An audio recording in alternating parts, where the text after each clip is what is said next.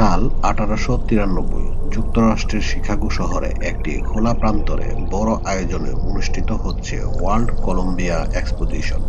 এই প্রথমবারের মতো মেলায় আলোকিত করার জন্য ব্যবহার করা হয়েছে পরিবর্ধিত বিদ্যুৎ বা এসি কারেন্ট।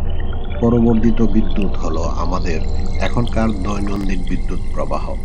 এর আগের বছরগুলোতে মেলা আলোকিত করতেন টমাস আলবার্ট এডিসনের তার সমাবিদ্যুৎ বা ডিসি প্রবাহ দিয়ে।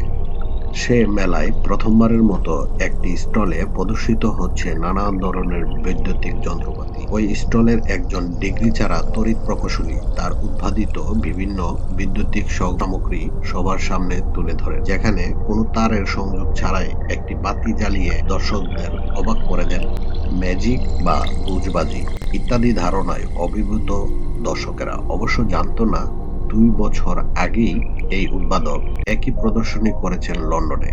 তবে 1893 সালে প্রদর্শনী সর্বসাধারণকে বুঝিয়ে দিল বিনা তারে বৈদ্যুতিক শক্তি একই স্থান থেকে অন্য স্থানে যেতে পারে।